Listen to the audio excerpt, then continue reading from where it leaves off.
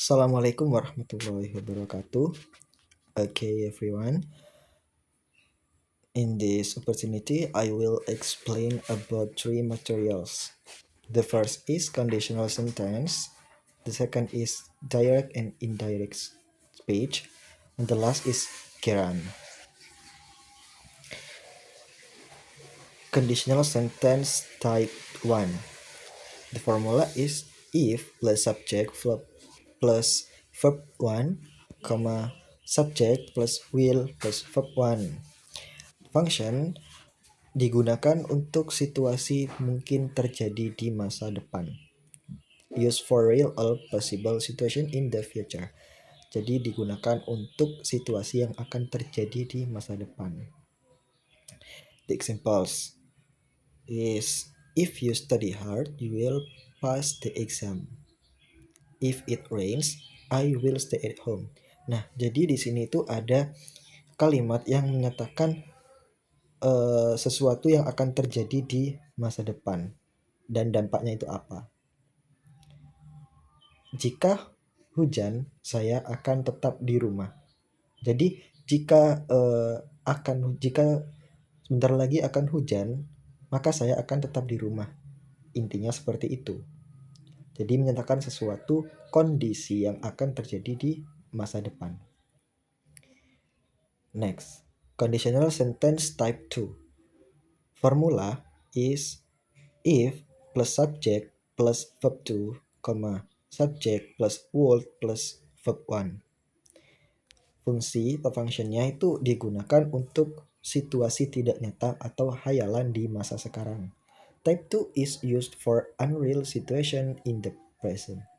Jadi menghayalkan situasi yang tidak nyata di masa sekarang. Hayalan, dia hanya berhayal. Contohnya, if I were rich, I would buy a big house.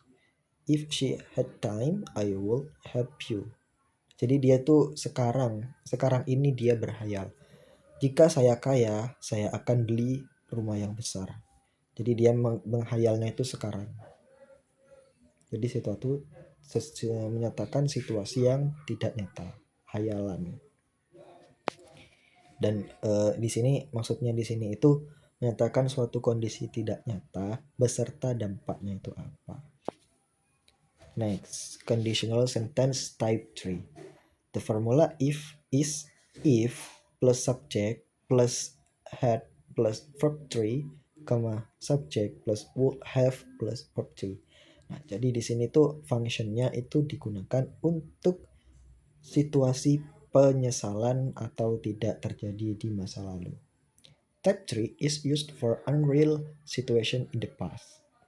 Jadi di sini itu sekarang dia itu membayangkan situasi tidak nyata di masa lalu, tidak terjadi di masa lalu. Jadi ibaratnya itu kita sedang menyatakan sebuah penyesalan yang tidak kita lakukan atau kondisi yang tidak dilakukan di masa lalu dan dampaknya itu apa. Jadi lebih ke menyatakan penyesalan. The examples is yang pertama, if I had studied hard, I would have passed in the test. If they had left early, they would have arrived on time. Nah, jadi di sini itu kondisi tidak nyatanya itu apa?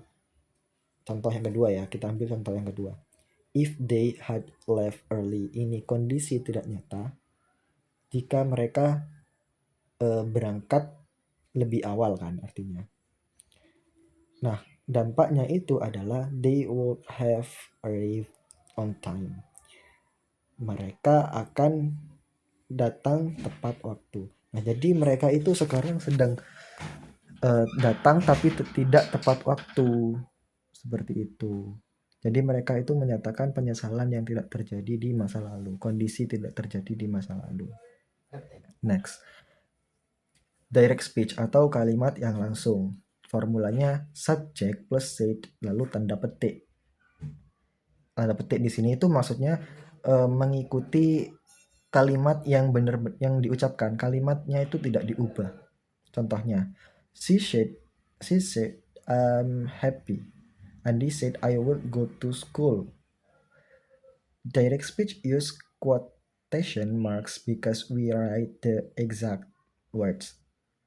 Nah, jadi di sini itu dia mengatakan aku happy. Jadi kalimat aku happy di sini itu tidak diubah sama sekali. Jadi benar-benar dikatakan oleh dia tadi. Begitupun dengan Andi. I will go to school. Jadi I will go to school ini benar-benar diucapkan sama Andi, tidak diubah. Benar-benar kalimatnya Andi. Meanwhile, indirect speech atau kalimat tidak langsung kebalikannya tadi. Nah, di sini itu mengucapkan kalimatnya itu diubah, tapi tetap pada meaning dari apa yang dikatakan oleh seseorang itu tadi. Contoh yang pertama, she said that she was happy. Andy said that he would go to school. Indirect speech doesn't use quotation marks. Nah, jadi di kalimat tidak langsung ini tidak menggunakan tanda petik. Kalimatnya itu diubah tapi tetap pada maksudnya langsung. Maksud yang diucapkan oleh seseorang ini apa? Jadi itu yang ditulis. Contoh dia berkata bahwa dia happy. Kalau tadi kan she said I am happy.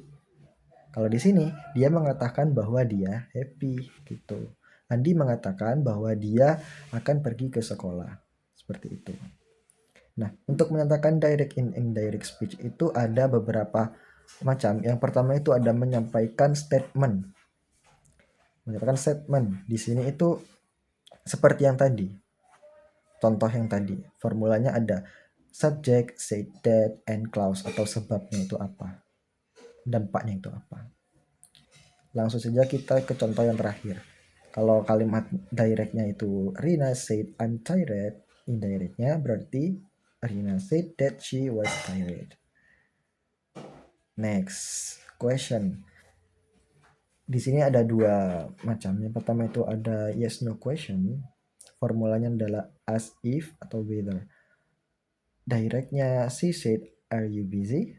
Indirectnya she asked if I was busy. Dia bertanya jika aku sibuk.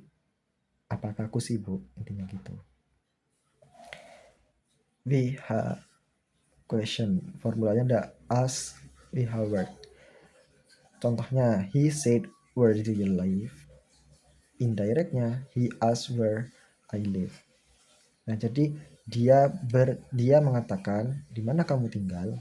Indirectnya dia bertanya di mana aku tinggal. In indirect question, we don't use question form. Tidak menggunakan kalimat tanya tadi. Karena kalimatnya udah diubah langsung ke maksudnya. Command atau komando ya, perintah di sini. Formulanya adalah told, object, to, and verb one. Example, teacher say sit down. Guru berkata duduk. Indirectnya, teacher told the students to sit down. Teacher menyuruh murid-murid untuk duduk. Nah, jadi kata said tadi itu diubah jadi told, yang artinya itu menyuruh. Begitupun dengan mother said clean your room. Mother told me to clean my room. Nah, yang terakhir ada request. Nah, request kita tahu kan ya artinya request. Formanya adalah ask, object, to, and verb one. For example, she said, please help me. Indirectnya, she asked me to help her. Dia berkata, tolong bantu aku. Indirectnya, dia meminta aku untuk membantunya. Seperti itu. Jadi kata ask di sini kalau di statement tadi itu berarti bertanya. Kalau di sini di request ini ask berarti meminta. Nah, dia meminta aku untuk membantunya. Seperti itu. Begitupun dengan contoh yang kedua, father said please open the door. Indirectnya father asked me to open the door. Nah, sekarang masuk ke Sekarang masuk ke geran. Geran apa itu geran? Geran adalah verb ing yang yang digunakan sebagai noun atau kata benda. Ada beberapa function of geran. Yang pertama itu ada as a subject. Jadi sebagai subjek. For example, swimming is good for health. Reading improves knowledge. Jadi kata swimming, kata reading ini kan geran kan. Nah, di sini itu fungsinya sebagai subjek. Geran can be used as the subject of a sentence. Next, function of geran yang kedua adalah as object. Jadi geran di sini sebagai objek. Contoh, I enjoy reading books. She likes cooking. Jadi geran di sini kalau tadi itu sebagai subjek, di sini juga bisa digunakan sebagai objek. Contohnya dia suka memasak. Jadi memasak di sini itu sebagai objeknya. Si itu sebagai subjeknya. Gerund can be used as the object after certain verb.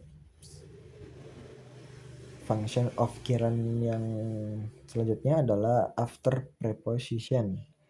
For example, he is interested in learning English. Thank you for helping me. Jadi after preposition such as in, on, at, for, of, we use can. Jadi sebelum geran ini ada preposisi seperti in, on, at, for, of, tergantung kebutuhan. Seperti itu. Jadi itulah beberapa function dari geran. Oke, enough for today. Thank you very much. Wassalamualaikum warahmatullahi wabarakatuh.